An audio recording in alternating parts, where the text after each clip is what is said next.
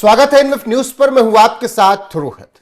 झारखंड में इस वक्त बच्चे सड़कों पर हैं, प्रदर्शन कर रहे हैं क्योंकि प्रतियोगी परीक्षाओं में अनियमितताएं आ रही हैं।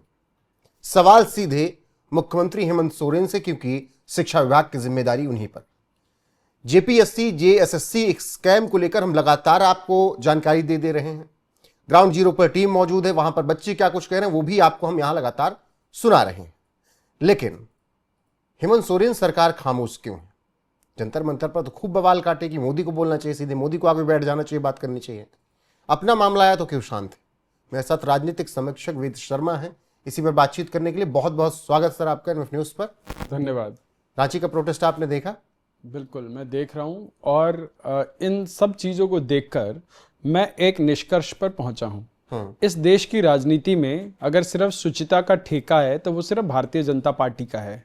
उसके अलावा जितनी भी पार्टी हैं इनको हर प्रकार की बदतमीजी करने का एक आरक्षण प्राप्त सीधे है। से सीबीआई जांच कराने की मांग है बच्चों की, क्यों नहीं करवा रहे हैं हेमंत सोरेन? ये कांग्रेस और कांग्रेस शासित कांग्रेस गठबंधन के किसी भी राज्य में उठा लीजिए, आप वही पाएंगे।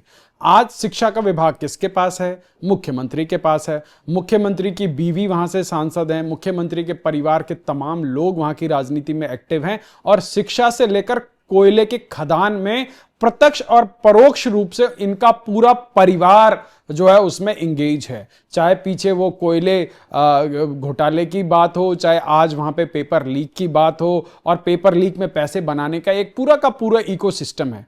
अब आप सोचिए, झारखंड में इतना बड़ा जो है आंदोलन चल रहा है। आपने देखा किसी भी इतने बड़े बड़े कोचिंग इंस्टीट्यूट वाले फलाने सर और ढिकाने सर जो दिल्ली में आकर जो स्टेज पे कूदा फांदी मचा रहे थे, भाई बिहार और झारखंड से तो बच्चे बहुत सारे प्रतियोगी परीक्षाओं के लिए तैयारी करते हैं, उन सभी इंस्टीट्यूट में जाते हैं। वहां पे कोई इन्फ्लुएंसर नहीं आ रहा, कोई इंस्टाग्राम पे उस पर आते हैं कि अंतर क्या आपको दिख रहा है। लेकिन अभी अगर मैं बात करूं कि हेमंत सोरेन जो कि मुख्यमंत्री हैं, वो इतनी खामोशी क्यों बरत रहे हैं?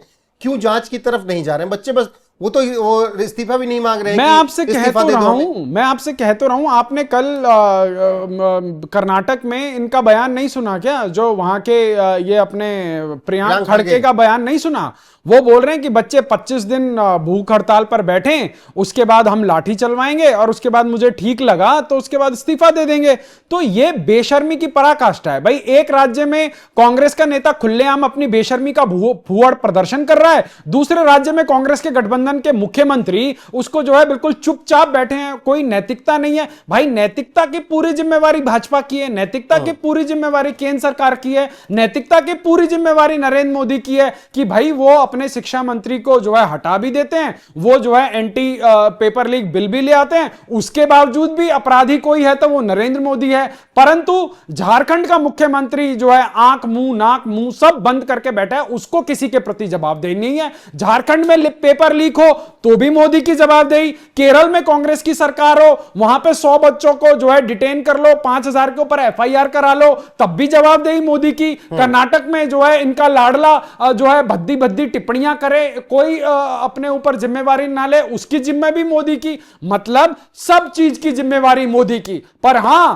देश में अगर कुछ अच्छा हो जाए तो उसका क्रेडिट सबसे पहले जो है नेहरू को दे दो और गांधी परिवार को दे दो। देखो ये दोगलापंथी नहीं चलेगी। और जो झारखंड में बच्चों का आंदोलन हो रहा है वो अपने आप में एक मिसाल है। बिल्कुल उन बच्चों उस मिसाल पे आते हैं। लेकिन इस बीच जब हम बात कर रहे हैं तो राहुल गांधी का एक ट्वीट आता है, जॉब नहीं मिलेगी तो जॉब नहीं मिलेगा तो सिंहासन हिलेगा। अरे राहुल भैया, लेकिन उत्तर प्रदेश की चर्चा कर रहे हैं वो, राहुल भैया तुम बेरोजगार हो इसका मतलब ये नहीं है कि देश के अंदर लोगों को जॉब नहीं मिल रही है। इस देश की सरकार किसानों की आय दुगनी करने के दिशा में काम कर रही है। इस देश की सरकार सिर्फ जॉब नहीं, बच्चों को जॉब क्रिएटर एंटरप्रेन्योर बनाने की दिशा में काम कर रही है। भारत सरकार की तमाम योजनाएं हैं जिसके माध्यम से ऐसे लोग जिनको जो है लोन नहीं मिलता था, जो लोग बैंकिंग बैंकिंग सिस्टम में नहीं थे, उनको कोलेटरल फ्री लोन देकर, मुद्रा से लेकर तमाम योजनाओं के माध्यम से उनको जो है स्मॉल मीडियम लार्ज स्केल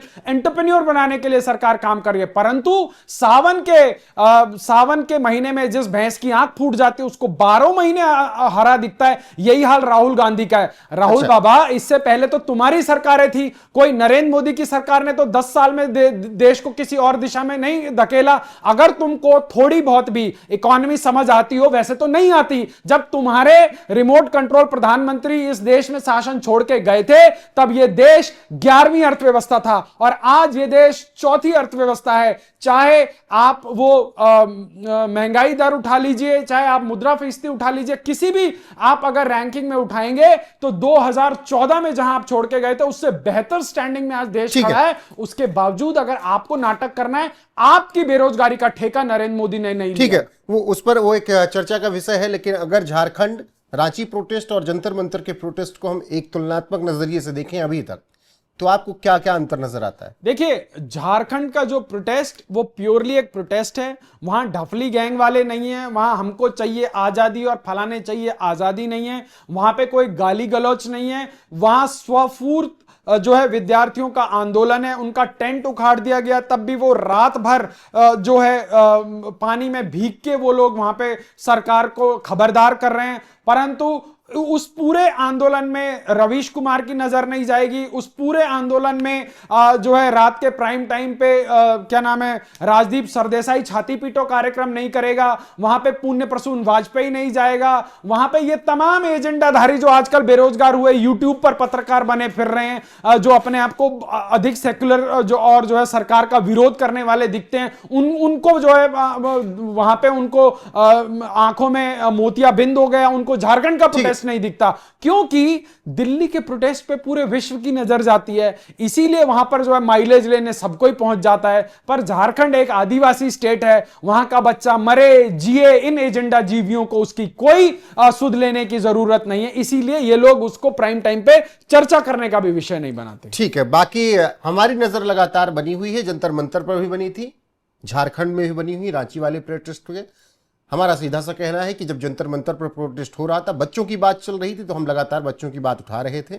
लेकिन जब वहां पर शुरुआत हुई कि 370 वापस आना चाहिए, जब वहां पर आजादी आदि नारे लगे, जब वहां पर आर्मी को गाली दी गई, तो हमने भी उस पर ही सवाल उठाए कि नहीं, इससे प्रोटेस्ट डिरेल होगा और इन मुद्दों पर बोलने का ये मंच नहीं है। रांची का प्रोटेस्ट अभी तक बहुत ठीक चल रहा है, लेकिन अगर वहां पर भी इसी तरीके से नारे लगे, वहां पर भी डबली बजी, आजादी आजादी, 370 का जिक्र हुआ कि बहाल किया जाए, तो फिर सबसे पहले हम ही होंगे जो सवाल उठाएंगे। बाकी बहुत शुक्रिया आपका वेद जी हमारे साथ जुड़ने के लिए, बने रहिए हमारे साथ लगातार। नमस्कार।